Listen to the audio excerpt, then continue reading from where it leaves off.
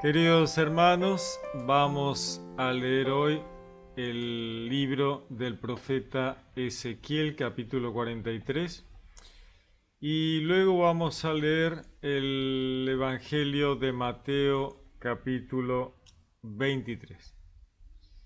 Veamos un poquito esta descripción que hace Dios, se la hace al profeta, le muestra con detalle muy minucioso el templo, ¿no? El templo, le muestra a Dios el templo es así, tiene este detalle, aquí el detalle, el otro detalle. Bueno, este, todo esto tiene que ver con imágenes, ¿no es cierto? Imágenes de Dios que Dios le muestra al profeta para que él capte esto de que Dios ha pensado minuciosamente el templo, ¿no? El templo, recordemos, es prefiguración de Jesús, ¿no? Él dijo, destruyan este templo que yo en 3 días lo voy a reconstruir, ¿no? Jesús es el templo, ¿no? Así que aquí vemos a Dios con un ángel que le describe el templo, lo lleva de acá para allá y le muestra, le muestra, le muestra. Muy interesante las imágenes que ve en cuanto a representación del verbo en su rol de Dios encarnado en la historia de la salvación, ¿no? A ver si es una idea que por ahí cuesta un poquito. A ver, es entonces, el templo en la tierra es una imagen de Jesús, ¿no? Una representación de Jesús. Pero Jesús es un rol de la divinidad de Dios en la historia de la salvación, para salvación de la humanidad, ¿eh? Este, el logos, el verbo, la palabra de Dios, es cuando encarna terrenalmente, es Yeshua, ¿eh? Yeshua entonces es la encarnación del verbo, decía Juan el evangelista, decía, en el principio era el verbo y el verbo estaba con Dios y el verbo era Dios, ¿no? Eh, la palabra de Dios está desde el principio, con Dios y es Dios. Pero siendo Dios uno, está facetado en esta comunidad primaria, podríamos decir, que es Dios. Dios Padre, Hijo y Espíritu Santo. Este Padre e Hijo también es una imagen para que nosotros, humanos, podamos comprender la jerarquía en la divinidad, ¿no? El Padre, que es el que piensa, la inteligencia que le diseña, ¿no? Todo, incluido el universo, reino celestial, reino terrenal, y le dice al Hijo para que el Hijo lo manifieste. El Hijo, una imagen, Dios no es ni Padre ni Hijo, ¿no? ¿Se entiende? O sea, Dios es Dios, pero para que comprendamos la jerarquía dentro de la divinidad está esta imagen que nos da Dios de Padre, Hijo y Espíritu Santo. Entonces,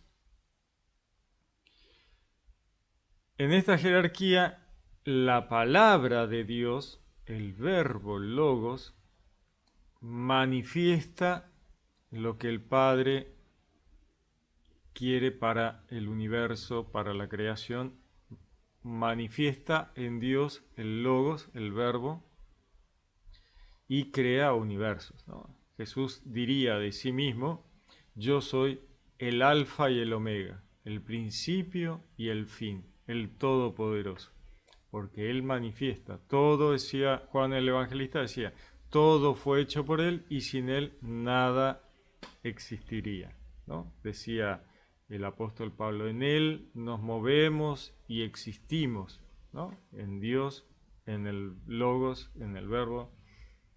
Quien me ve, decía Jesús, ve al Padre, ¿no? O sea, es Dios encarnado. Entonces, el templo es una prefiguración de Jesús, ¿eh? Entonces, acá Dios le muestra al profeta que el templo fue meditado profundamente por Dios, ¿no? La divinidad ha meditado profundamente cómo sería la encarnación terrenal del verbo, ¿no? El verbo ha meditado profundamente cómo realizar, cómo ser estos roles para la historia de la salvación. Así que en estas imágenes de Dios al profeta nos muestra todos los detalles del templo, ¿no? Para que entendamos esto, que todo ha sido medido prolijamente, pensado con anterioridad, cada detalle. No es algo así, me levanto y voy y lo hago, ¿no? Dios medita todo, prevé todo, analiza todo. Así que vamos a ver un poquito qué nos decía el profeta Ezequiel en el capítulo 43. Dice, me condujo luego hacia el pórtico que miraba al oriente. Bueno, este ángel lo lleva, como decíamos antes, al profeta a mostrarle. Y he aquí que la gloria de Dios de Israel llegaba de la parte de oriente con un ruido como el ruido de muchas aguas, y la tierra resplandecía de su gloria. Bueno, maravilloso, ¿no? O sea, el ruido de muchas aguas. Bueno, estas muchas aguas son naciones, vida, gente, cantidades, ¿no?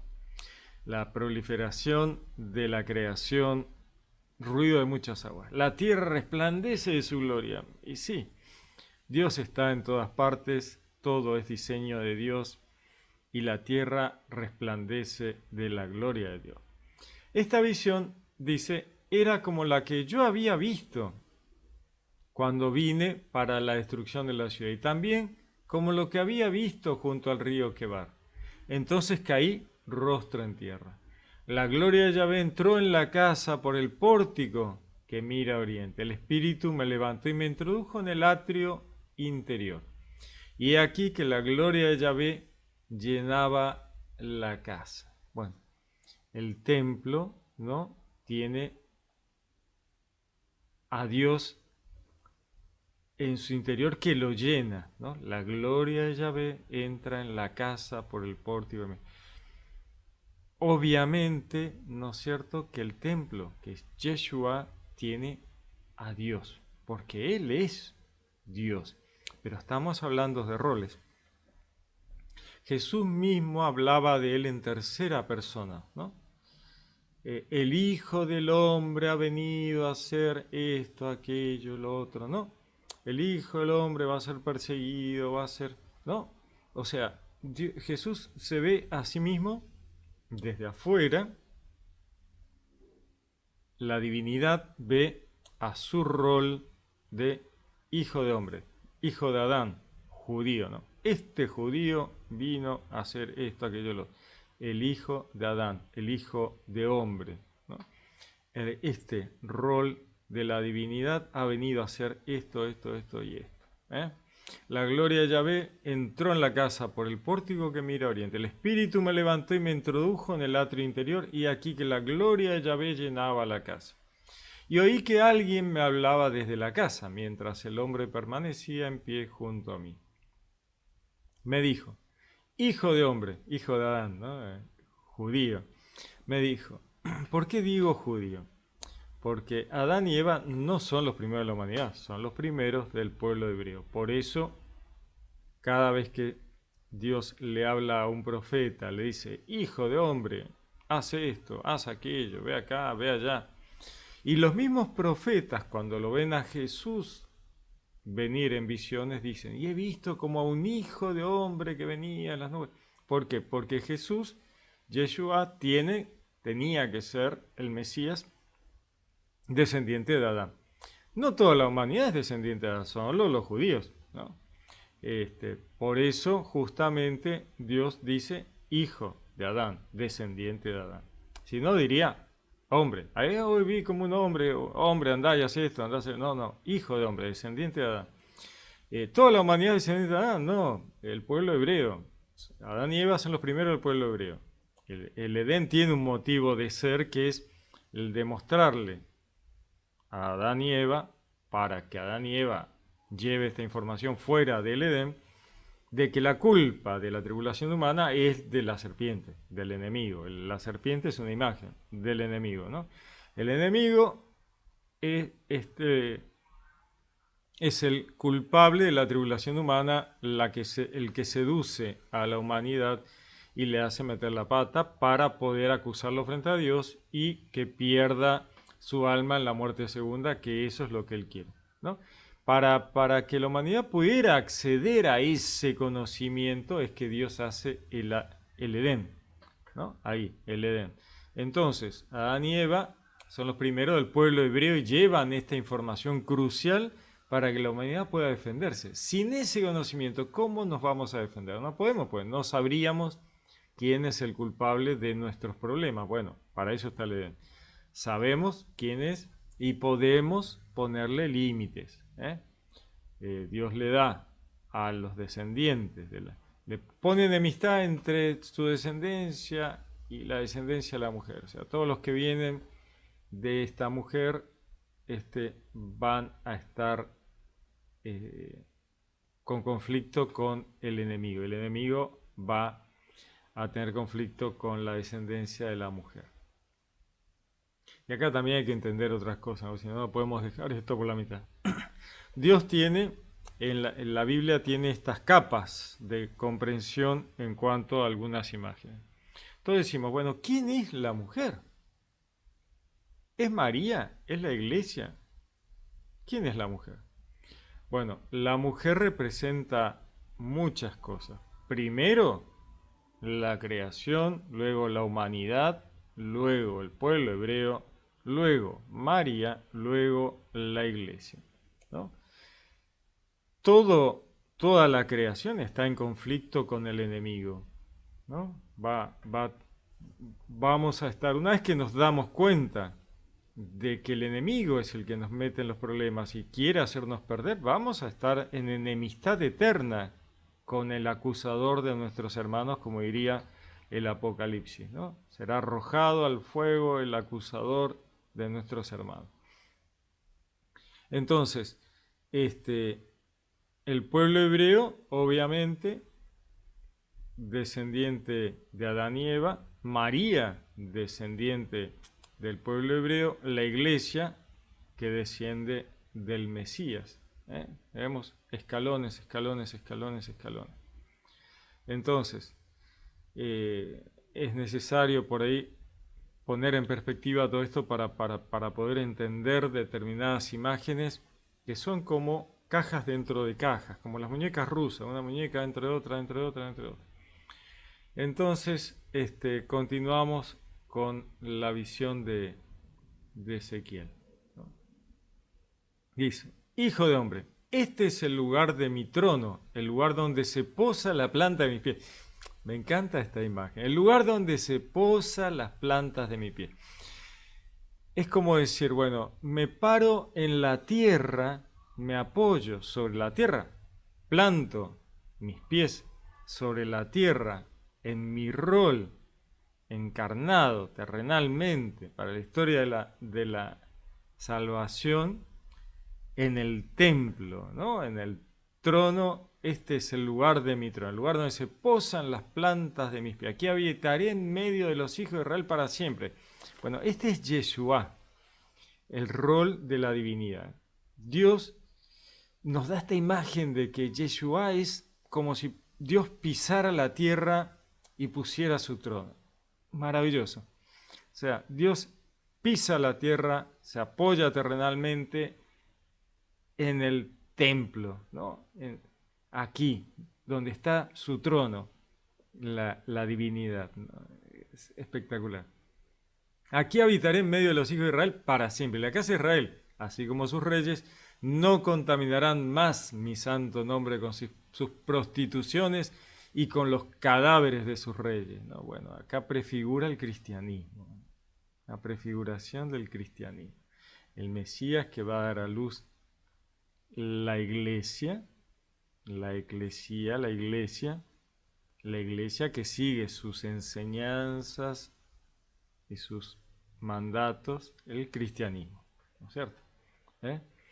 No contaminarán más mi santo nombre con sus prostituciones y con los cadáveres de sus reyes, poniendo su umbral junto a mi umbral y su jamba junto a mis jambas, con un muro común entre ellos y yo. Ellos contaminaron mi santo nombre con las abominaciones que cometieron.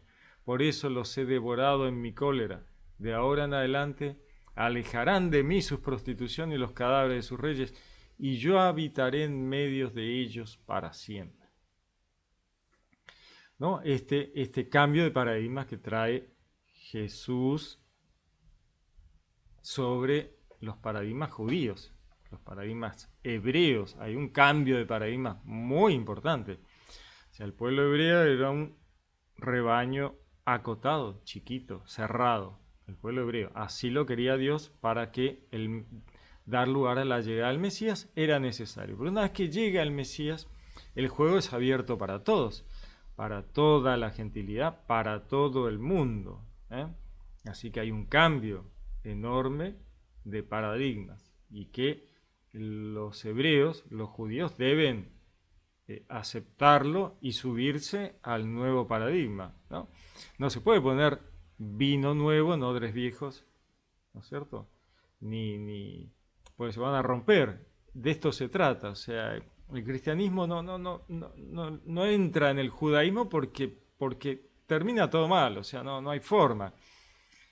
¿Es la base del cristianismo el judaísmo? Sí, por supuesto. Si venimos de ahí. Pero damos un paso hacia adelante, hacia arriba espiritualmente enorme. Y el rebaño hebreo queda atrás para ser ya un rebaño mundial, ¿no? Le dice Jesús a Pedro, Pedro, apacienta mis ovejas, ¿no? Las ovejas del rebaño nuevo, humano, apacienta mis corderos, los corderos de ese rebaño cristiano que iban a ser mártires, los corderos al sacrificio de los mártires cristianos, apacienta mis ovejas, apacienta mis corderos. Un nuevo paradigma, ¿no? Los pescadores de hombres en el mar de la mundanidad, todos esos peces, cantidades de peces que diría después Ezequiel en esta visión. Dice, y tú, hijo de hombre, describe este templo a la casa de Israel, para que queden avergonzados de sus culpas y tomen nota de su plano, ¿no? Del plano del templo. Bueno, de esto, ¿no? De que el templo, que es Jesús, que es Yeshua, está muy pensado, delineado, ¿no? Que todo tiene un motivo de ser, ¿no? Tomen nota de estas cosas, les está diciendo Dios a través del profeta, ¿no? Dice, se avergüenzan de toda su conducta, enséñales la forma del templo y su plano, sus salidas y sus entradas, su forma y todas sus disposiciones, toda su forma y todas sus leyes. Por todo esto por escrito ante sus ojos para que guarden con exactitud todas sus leyes y disposiciones y las pongan en práctica. Bueno, cuando viene Jesús, que es este templo, está mostrando Dios a través del profeta, va a traer sus normas, sus mandatos, que son la continuación de la ley mosaica, ¿no es cierto?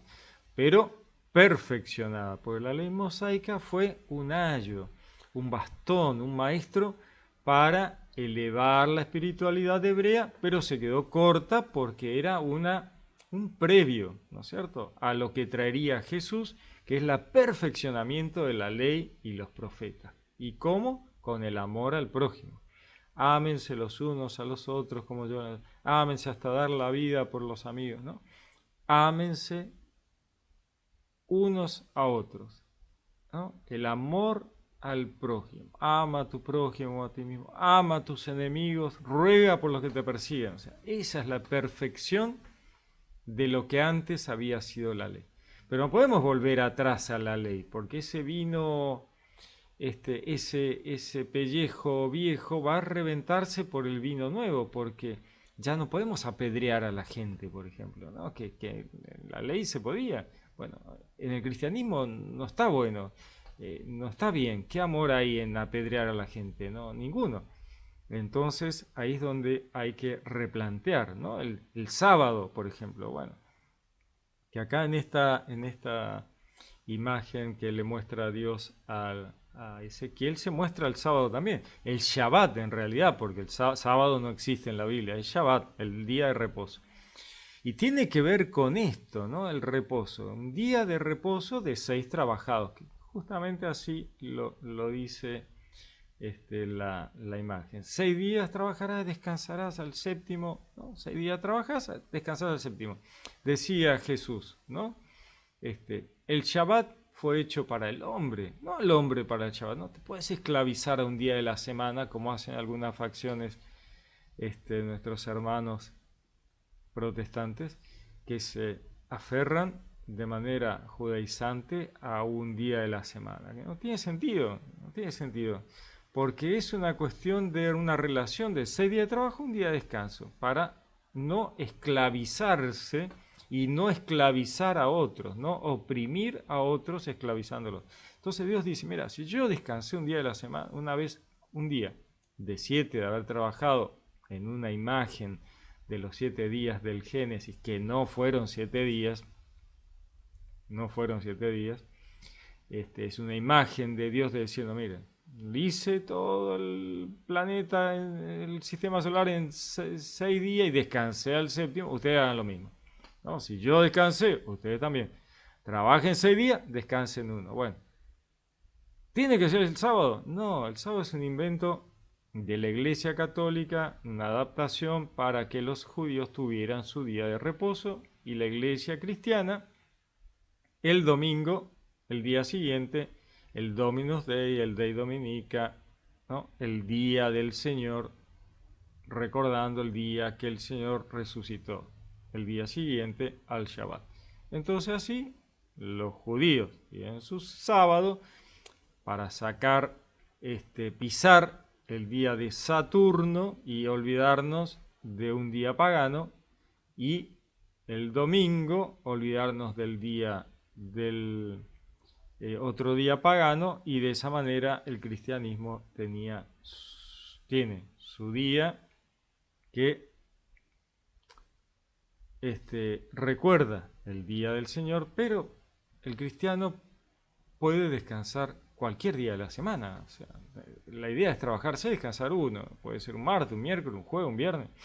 No tiene importancia. La importancia es no oprimir al trabajador, no oprimir al sirviente, no oprimir al otro, no oprimirse uno mismo por pasarse de rosca con el trabajo, ¿no? En un mundo hoy tan hipercapitalista que no nos deja descansar nunca, ¿no? Justamente Dios ya lo sabía, lo sabe todo, así que ya en aquel momento dijo, descansen uno de cada 6, porque si no van a esclavizarse y van a esclavizar a otros. No lo pueden hacer, no está bueno. Bueno, de eso se trata, ¿no? Una imagen muy linda de Ezequiel, es maravillosa, la descripción del templo es muy genial. Y esta de pongo mis pies, ¿no? Es una imagen genial, ¿no? Yo estoy parado sobre la tierra y acá está, dice Dios,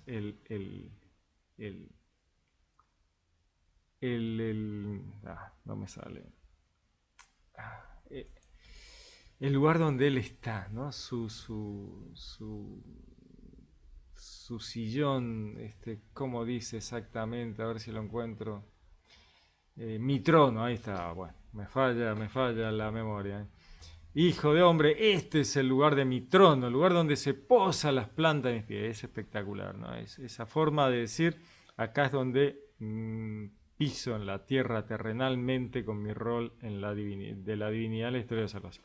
Bueno, estas cosas son muy interesantes para entender que Dios nos habla a través de imágenes para transmitirnos verdades muy complejas, ¿no?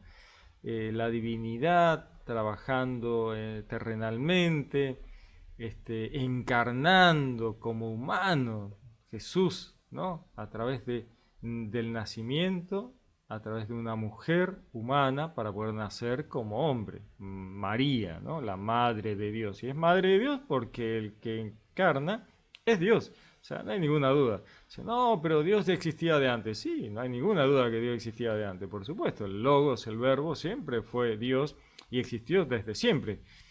Entonces, ¿cómo va a ser la madre de Dios? ¿Y por qué la madre de Dios? Porque Dios se encarna a través de María. Entonces María es la madre de Dios. No hay vuelta. No significa que Dios empezó a existir cuando nació de María. No, hay que tratar de abrir un poquito la cabeza. Dios existía antes.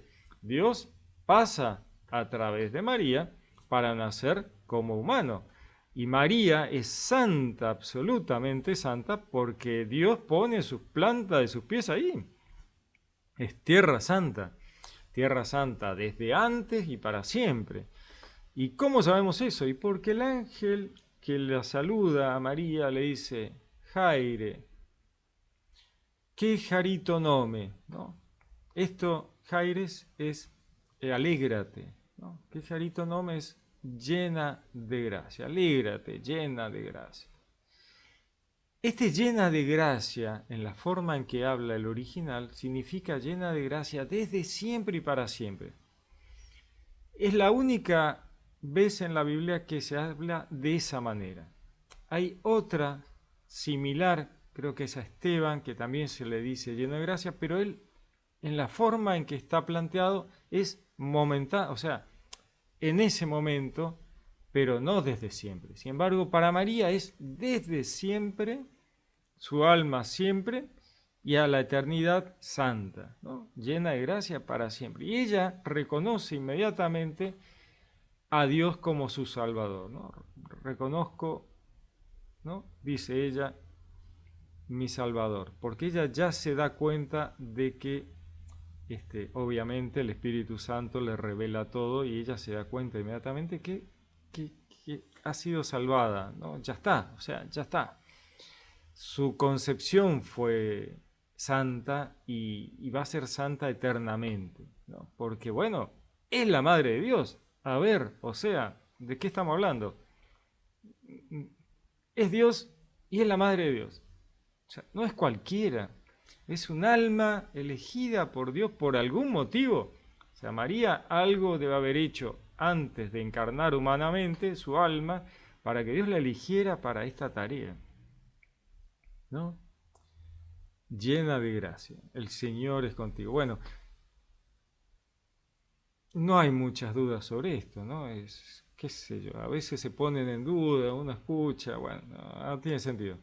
En fin, muy bien.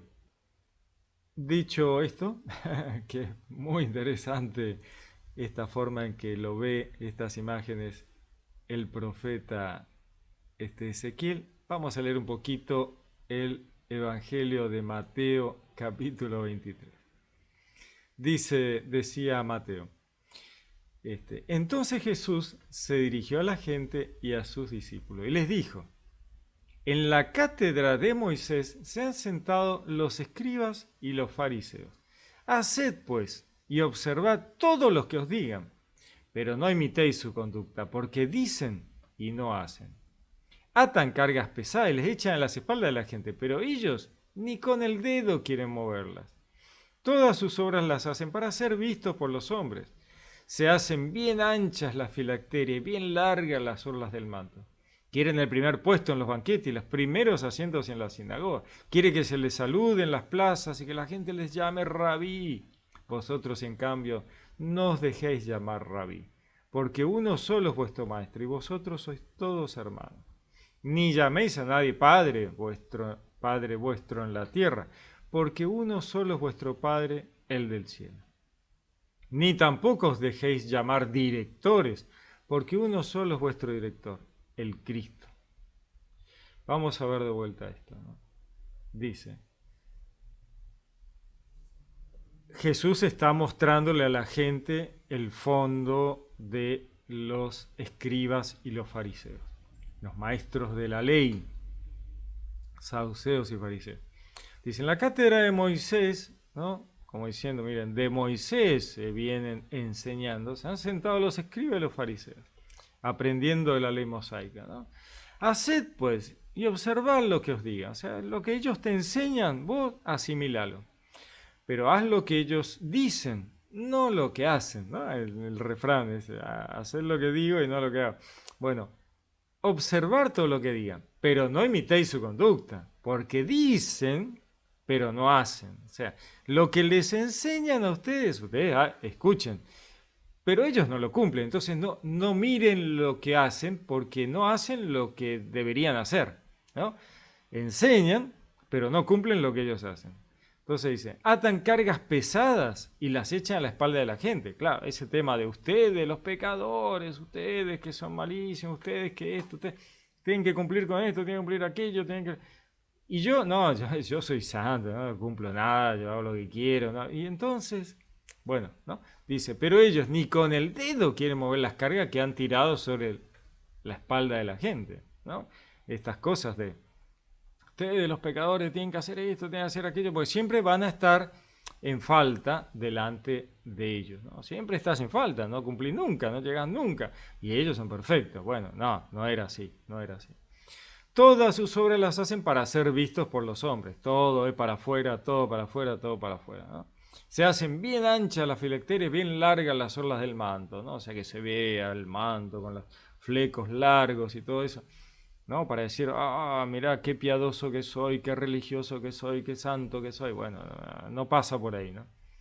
Quieren el primer puesto en los banquetes y los primeros asientos en la sinagoga, que saluden en las plazas, que les llame la gente rabí, rabí, ¿no? Maestro, maestro, ¿no?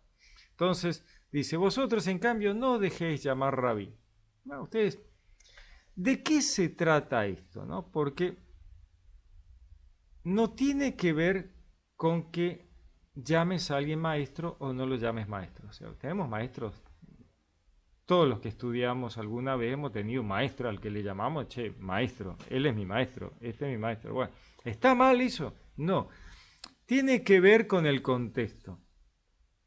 Ellos se llamaban maestros así, allá arriba, que no los podías tocar ni con una caña de pescar. Entonces, eso es lo que está mal, ¿no? Esa separación, esa distancia entre la gente, yo soy más, a mí nadie me va a enseñar nada porque yo lo sé todo, ¿no? Estoy a kilómetros, años luz de la gente. Entonces dice, no, esto no está bueno. Y no se pongan en esa posición, dice Jesús, no se pongan. Vosotros sois todos hermanos. Y ahí viene la descripción de la situación y el contexto, ¿no? Dice, no se dejen, no se pongan en la situación de yo lo sé todo, porque solo hay uno el que sabe todo, que es Dios, ¿no? Vosotros sois todos hermanos, ¿no? Por más que haya unos que enseñen a otros. Y entre todos aprenden, y entre todos se instruyen, y entre todos van tratando de avanzar, ¿no? Pero la idea que está detrás de esto es, vosotros sois todos hermanos, ¿eh? Por más que haya unos que enseñen a otros. Pablo le enseñaba a la gente. ¿Estaba mal? No, tenía que hacerlo. Pablo sabía, el apóstol Pablo sabía, ¿no? Había en los discípulos de Jesús había algunas mujeres judías que sabían muchísimo y le enseñaban a los judíos y eran sus maestras. ¿Estaba mal? No, estaba perfecto. Eran sus maestros, sabían mucho, conocían mucho, tenían clarísima todo lo que Pablo les había transmitido y les enseñaban a los discípulos del apóstol, a las iglesias que iban quedando, les enseñaban. ¿Y eran maestras? Eran maestras. ¿Y estaba mal? No. ¿Y estaba mal que le llamaran maestras? Tampoco. Eran la iglesia primitiva y eran todos hermanos. Y se llamaban así, hermanos, unos a otros. ¿Se entiende? Dice, ni llaméis a nadie Padre vuestro en la tierra, porque uno solo es vuestro Padre, el del cielo. Bueno, es exactamente lo mismo. ¿Podemos llamar Padre al sacerdote? Sí, porque tiene otra connotación. El sacerdote se le llama de Padre por un tema de Padre amoroso de la iglesia, ¿no? De los discípulos, de la grey, de los feligreses, ¿no? Ir al sacerdote a preguntarle, a pedirle consejo, contarle lo que nos pasa, ¿no? Como a un padre que ama a sus hijos, la imagen de Jesús, un padre amoroso, siempre Dios un padre amoroso, bueno, pero un padre amoroso, no un padre que está allá arriba, que apunta con el dedo a los hijos y les dice, digo lo que tienen que hacer y ustedes lo hacen. No es esa, esto es el contexto de lo que Jesús nos está mostrando. Entonces hay que ponerse en contexto. Si sacás del contexto de las cosas, no se entiende nada. Entonces, ¿está mal llamar padre al sacerdote? No, porque el sacerdote toma una posición de padre amoroso con la grey, con los feligreses. Bueno, hay de todo, como en la viña del Señor, hay de todo. Habrá alguno que se pone allá arriba y apunta con el dedo. Bueno, pero eso es inevitable, digamos, ¿no? No es la norma y no debe ser así, ¿se entiende? ¿Puede ocurrir? Puede ocurrir.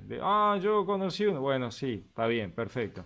Pero no es esa la onda es el padre amoroso que se ocupa de los feligreses, que cuida de sus ovejitas, ¿no es cierto? Como dice Francisco, el pastor debe tener olor a oveja. O sea, ¿y cómo va a tener olor a oveja? Bueno, estando con las ovejas, ¿no? El sacerdote que se ocupa de sus feligreses, de su grey, ¿no? ¿No es cierto? Se comprende, ¿eh? Ni tampoco os dejéis llamar directores. Bueno, eran todos términos, obviamente, Jesús los está tomando porque eran los que usaban los maestros de la ley, que habían agarrado la ley para ellos y se la tiraba encima de la gente. Y se hacían llamar de esta forma, como diciendo, mira, yo sé, vos no sabés nada, así que vos, no, allá, lejos. Ese es el contexto y ese es el problema. Entonces, dice, el mayor entre vosotros será vuestro servidor. Bueno, ahí está el punto y la clave del asunto. Vosotros sois todos hermanos. El mayor entre vosotros será vuestro servidor. Bueno, y entonces ahí vemos la clave del tema, ¿no es cierto? El sacerdote sirve a la grey, a los feligreses. Es el servidor de todos, hermanos entre todos. Bueno, tiene la capacidad de los sacramentos, porque se le ha impuesto las manos, se le ha traspasado la capacidad de dar los sacramentos, es sacerdote, ¿no es cierto? Pero así todo es servidor entre los hermanos, porque así tenemos que ser todos, ¿no? El mayor entre vosotros será vuestro servidor. Pues el que se ensalce será humillado, el que se humille será ensalzado. Bueno, ahí está el contexto, ¿no es cierto? Los últimos serán los primeros serán los últimos. ¡Ay de vosotros, escribas y fariseos hipócritas!, le dice Jesús, que cerráis a los hombres del reino de los cielos. Vosotros ciertamente no entráis, y a los que están entrando no los dejáis entrar. Bueno, ahí está el tema, ¿no? O sea, de todas maneras, la gente va a entrar igual al reino de los cielos, por más que estos tipos se paraban en la puerta y dijeran, vos no, vos no, vos no, vos no, vos no, yo sí, no. Ya ese motivo para quedarse afuera dando explicaciones, ¿no? Como que Dios le dice, pero es que vos estás dejando afuera a esta gente. Bueno, esto entren. Y vos que no querés dejar a nadie, quédate afuera y pensalo un poquito y después veremos, ¿no? Dice, ay de vosotros, escribís fariseos hipócritas, que recorréis mar y tierra para hacer un prosélito, y cuando llega a hacerlo, le hacéis hijo de condenación el doble que vosotros. Bueno, esto, ¿no? O sea, los discípulos de estos maestros de la ley terminaban siendo un desastre, porque ellos eran un desastre, ¿no? Dice, los hacéis hijos de condenación el doble que vosotros. Ay de vosotros, guías ciegos, que decís, si uno jura por el santuario, eso no es nada, mas si jura por el oro del santuario, queda obligado. Locura total. Dice, insensatos y ciegos, ¿qué es más importante, el oro o el santuario que hace sagrado el oro? Pura lógica, ¿no es cierto? Y también, si uno jura por el altar, eso no es nada más. Si jura por la ofrenda que está sobre él, queda obligado. Ciegos, dice Jesús. ¿Qué es más importante, la ofrenda o el altar que hace sagrada la ofrenda? Dice, quien jura pues por el altar, jura por él y por todo lo que está sobre él. Quien jura por el santuario, jura por él y por aquel que lo habita, ¿no? Por Dios. Y quien jura por el cielo, jura por el trono de Dios y por aquel que está sentado en él.